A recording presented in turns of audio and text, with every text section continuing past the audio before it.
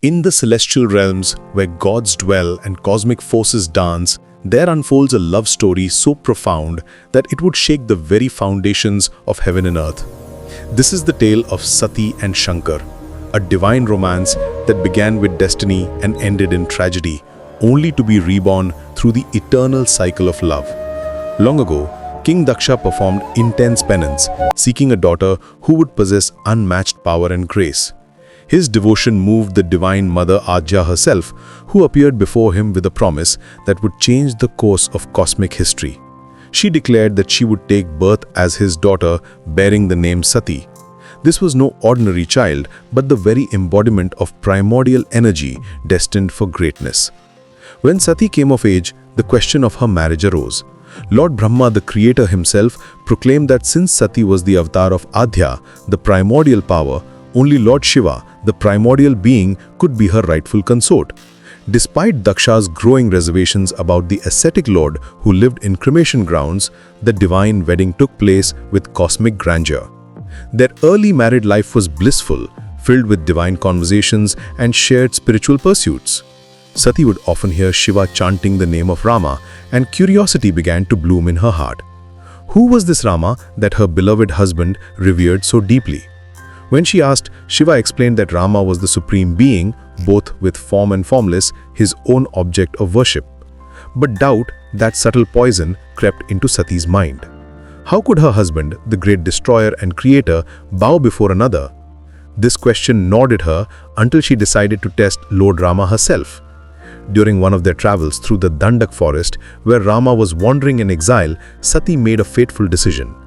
She took the form of Sita and appeared before Rama.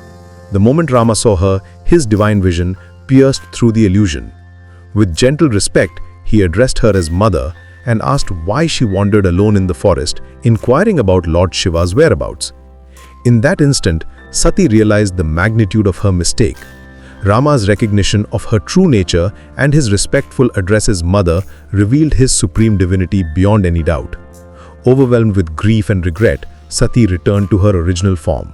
But the damage was done. When she rejoined Shiva, his sorrowful eyes told her that he knew everything. With a heavy heart, he spoke words that would echo through eternity. He explained that by taking Sita's form to test Rama, she had disrespected his beloved deity. Sita was his object of reverence, and this act had created an unbridgeable distance between them. Shiva declared that in this birth, they could no longer remain husband and wife. The cosmic law demanded this separation. Sati's heart shattered into countless pieces as she realized that her moment of doubt had cost her the love of her life. Overcome with grief, she wept inconsolably, while Shiva, equally pained, withdrew into deep meditation, entering a state of samadhi that seemed to freeze time itself. Meanwhile, Daksha's animosity toward his son-in-law continued to grow. During a divine assembly, when Shiva remained seated as Daksha entered, the king felt deeply insulted. His ego wounded, Daksha began plotting revenge against the Lord who had, in his view, humiliated him before the entire divine court. The opportunity came when Daksha decided to organize a grand sacrifice, inviting all gods and goddesses except Shiva. As celestial vehicles filled the skies, carrying divine beings to the ceremony, Sati watched with growing anguish. Her sisters would be there, her family would gather, but her husband remained excluded from this sacred event. Despite Shiva's gentle warnings about the potential for further humiliation, Sati's heart yearned to attend. She longed to see her family, to bridge the growing chasm between her father and husband. But Shiva, wise in the ways of cosmic justice, knew that uninvited guests often faced dishonor. This divine love story, marked by devotion, doubt, separation, and longing, was approaching its most tragic chapter, where love would be tested by fire and sacrifice would reveal the true meaning of eternal devotion. When Sati arrived at Daksha's magnificent palace, her heart sank immediately. The reception was cold, unwelcoming. Her father's eyes blazed with anger as he looked upon her simple attire. "Have you come here to humiliate me? Look at your sisters, adorned in beautiful ornaments and fine silks. You wear only animal skin. Your husband is a dweller of cremation grounds, lord of ghosts and spirits. Sati's cheeks burned with shame. She realized Shiva's words were prophetic. My lord was right. One should not visit even a father's house uninvited. But worse was to come. As she observed the elaborate yajna ceremony, Sati noticed something that made her blood run cold. Every deity had been allocated this sacred portion of offerings, but there was no place for Lord Shiva. Her voice trembling, she asked, Father, I see portions for all gods, but where is the share for the Lord of Kailash? Why have you not kept his portion? Daksha's face twisted with contempt. I do not consider your husband Shiva a deity. He is merely the lord of ghosts, one who roams naked wearing garlands of bones. He is unworthy to sit among the gods. Who would offer him anything? These words struck Sati like lightning. The assembled gods sat in shameful silence, none daring to defend the great Mahadeva. Sati's gentle heart transformed into blazing fire. Oh, how can I hear such words? Shame upon me! Shame upon you gods who sit silently while hearing such words about the Lord of Auspiciousness, who possesses the power to destroy the entire creation in a moment. Her voice rose like thunder across the assembly. For a woman, her husband is her heaven. She who hears insulting words about her husband must go to hell. Standing tall before the shocked gathering, Sati declared with divine authority, Listen, earth! Listen, sky! Listen, all you gods! My father has insulted my lord. I do not wish to live even a moment longer. Before anyone could move, Sati walked into the sacred fire of the yajna. The flames, recognizing her purity, embraced her like a loving mother. Her body was consumed instantly, but her spirit blazed brighter than ever before. The assembly erupted in chaos. Veerabhadra, witnessing his mistress's sacrifice, flew into divine rage. He destroyed the yajna, beheaded Daksha, and scattered the terrified gods.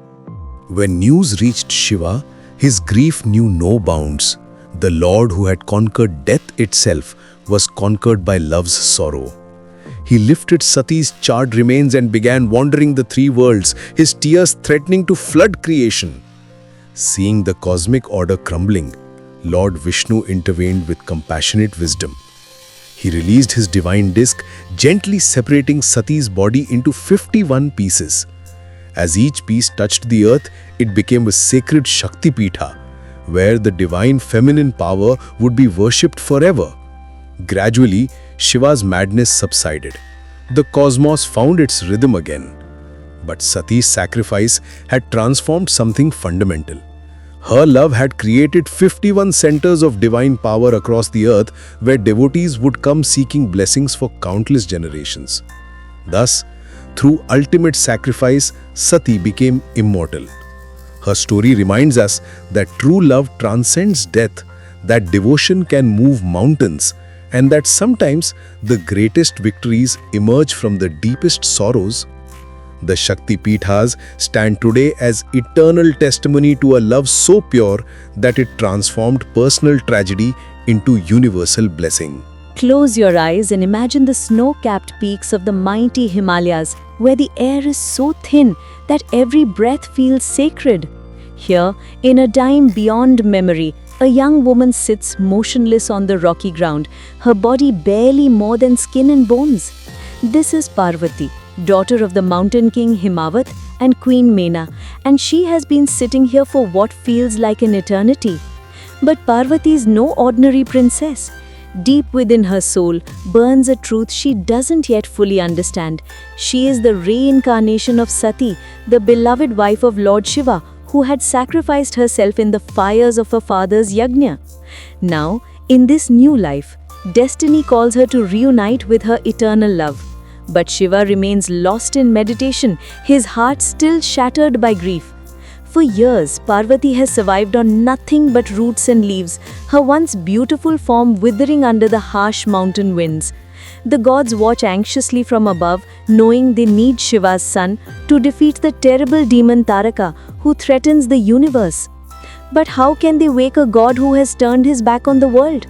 In desperation, they send Kama, the god of desire, to pierce Shiva's heart with his flower arrows. Picture the moment. Kama draws his bow, aims carefully at the meditating Lord and releases.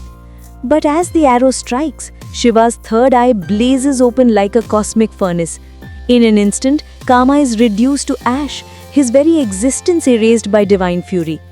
Yet Parvati continues her penance, undeterred by this terrifying display. 5,000 years pass like pages in an endless book. Her body becomes skeletal, her hair matted, her skin darkened by exposure. But something miraculous happens in this extreme devotion.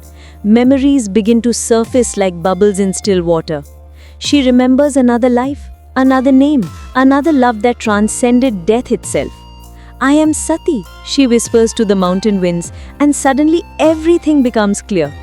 She's not just Parvati seeking Shiva's attention, she is Shakti herself, the divine feminine energy that completes the cosmic dance. Shiva, moved by such unprecedented devotion, decides to test this remarkable woman.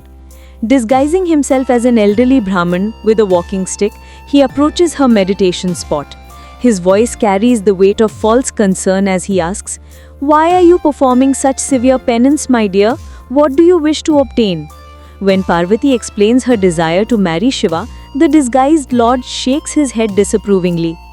"Why would such a beautiful woman like you want to marry someone who covers himself in ash and wears a tiger skin?